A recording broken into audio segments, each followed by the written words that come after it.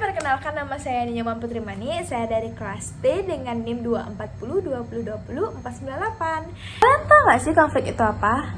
Jadi, menurut Narjana 1994, konflik itu terjadi akibat situasi di mana keinginan atau kehendak yang berbeda antara satu dengan yang lainnya. Nah, konflik ini dibagi jadi dua loh, konflik fungsional dan disfungsional. Jadi, konflik fungsional itu adalah konflik yang dapat mendorong kita menjadi termotivasi. Kalau disfungsional itu konflik yang malah merintangin kita, malah membuat kita jadi down. Nah, kalau komunikasi itu adalah proses di mana pertukaran informasi atau pemahaman antara dua atau lebih individu. Biasanya komunikasi ini dibagi jadi dua juga loh. Jadi komunikasi formal dan juga informal. Nah, kalau tadi itu konflik sama komunikasi, pengambilan keputusan itu apa sih? Jadi, pengambilan keputusan adalah upaya untuk menyelesaikan masalah dengan memilih alternatif solusi yang ada. Jadi, pengambilan keputusan ini juga ada 3 model loh. Jadi, model pertama itu adalah rasional. Jadi, pengambilan keputusan dengan memilih opsi yang paling maksimal.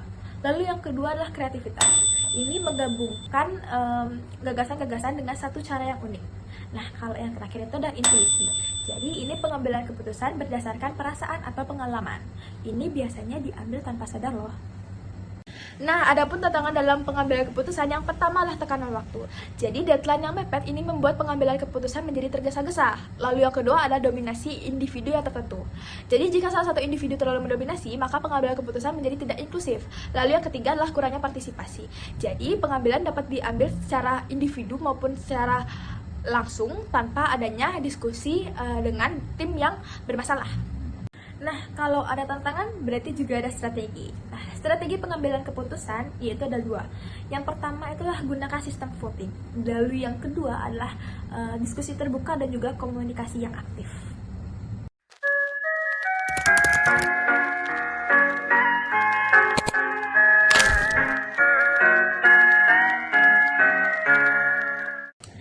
Nah, studi kasus kali ini yang saya ambil adalah berdasarkan pengalaman saya pribadi menjadi salah satu anggota dalam organisasi. Namun sebelum itu, saya ingin meminta maaf jika selama proses menceritakannya ada kata-kata maupun kalimat yang mungkin kurang jelas, mungkin saya belibet maupun kurang formal secara tidak sengaja saya ucapkan. Jadi, pengalaman saya dimulai dari saya ikut serta dalam proyek kerja tahunan dari UKM Rasikuntan. Pada saat itu, UKM Rasikuntan mengadakan PRA atau Pekaraya Akuntansi, dan saya ikut berpartisipasi dalam PRA tersebut menjadi salah satu anggota si Kesekre. Jadi, si Kesekre ini adalah definisi yang bertugas untuk membuat surat dan bertanggung jawab untuk surat-surat yang akan diperlukan oleh PRA. Jadi pada saat itu kami si Kesekre tergabung atau terbentuk atas 8 orang. Jadi 2 orang koordinasi dan 6 orang anggota biasa. Jadi pada saat itu tugas kami pertama yaitu adalah menghandle atau membuat surat undangan untuk anak-anak SMA dan SMK. Pada saat itu kami berenam itu baru pertama kali untuk mengerjakan surat, baru pertama kali tergabung dalam si Kesekre. Jadi kami sangat minim pengetahuan dan sangat minim pengalaman. Jadi pada saat itu kami diberikan tugas untuk membuat surat. Satu anggota itu mempunyai tanggung jawab 20 surat undangan. Dan pada saat itu kesalahan atau konflik pertama atau masalah pertama yang terjadi dalam si kami itu adalah kami salah pencetakan surat. Jadi pada saat itu surat-surat yang sudah kami buat itu dicetak oleh koor kami. Koor ini adalah ketua si kami. Koor kami mencetak surat tersebut. Pada saat setelah mencetak dan akan diminta tangan kemahasiswaan, ternyata pihak kemahasiswaan tidak menerima surat kami karena ada kesalahan pencetakan dan juga ada kesalahan penulisan. Pada saat itu dana organisasi sudah terkuras atau sudah rugi di pencetakan akibat kami. Pada saat itu kami 3 kali salah pencetakan. Nah, tapi pada saat itu jujur anggota organisasi atau anggota si Kesekre ini tidak mengetahui adanya problem tersebut, tidak mengetahui adanya masalah tersebut. Jadi koor kami ini bertanggung jawab sendiri, memperbaikinya sendiri tanpa sepengetahuan kami, sehingga mungkin pengurus inti maupun pengurus yang di atas yang berwenang lebih itu menganggap bahwa anggota Sikes-Sikre tidak membantu koor kami, tidak membantu mengerjakan tugas-tugas kami, tidak bertanggung jawab atas tugas-tugas yang diberikan, sehingga kami dievaluasi habis-habisan pada saat itu. Nah, ternyata koor kami itu selain bertanggung jawab sendiri, dia tidak memberitahu kami bahwa bagaimana cara mengerjakan surat yang benar. Kami tidak diberikan kesempatan untuk belajar maupun memperbaiki kesalahan kami. Sehingga seperti yang saya tadi bilang bahwa menurut yang lain, menurut divisi lain, menurut pengurus inti bahwa kami tidak membantu koor kami dan tidak mengerjakan tugas kami. Namun mungkin beberapa orang menyadari bahwa konflik ini tidak terlalu besar dan menganggap konflik ini mungkin sepele. Tetapi ternyata konflik yang kami alami, konflik pertama yang kami alami ini ternyata membawa konflik-konflik lainnya. Sehingga kesalahpahaman yang terjadi antara kami dan juga pengurus inti itu sangat ada terjadi. Nah, setelah saya analisis penyebabnya, saya mendapatkan satu penyebab, yaitu kepemimpinan yang tidak aktif.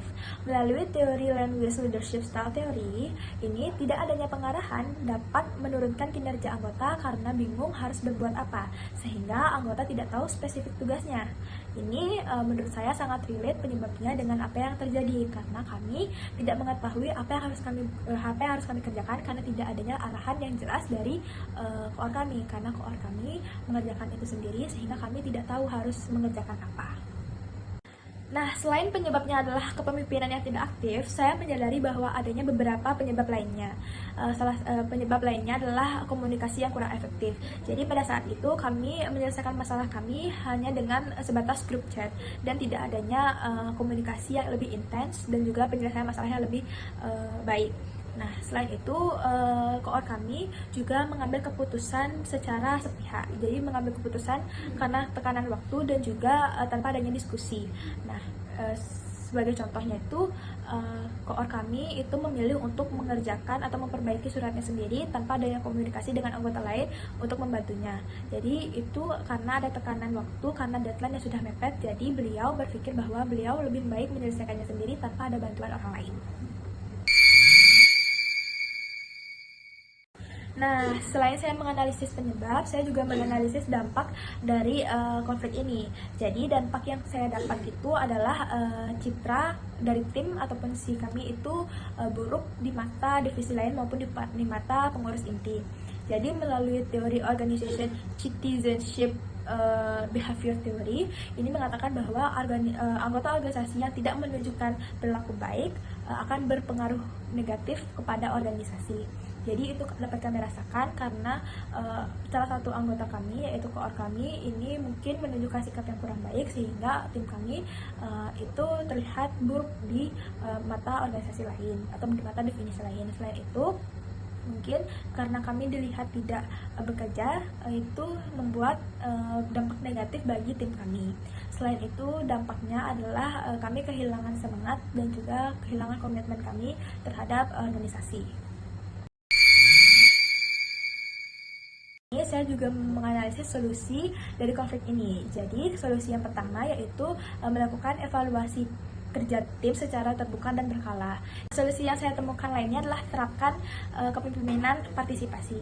Jadi, menurut teori Language Leadership Theory, gaya demokratis ini untuk meningkatkan keterlibatan dan juga tanggung jawab anggota. Nah, selain itu, solusi lagi satu yang saya temukan adalah memperbaiki komunikasi. Jadi, pada saat kita mempunyai masalah dan kita harus menyelesaikannya secara cepat, kami bisa menggunakan komunikasi hybrid yang lebih intens.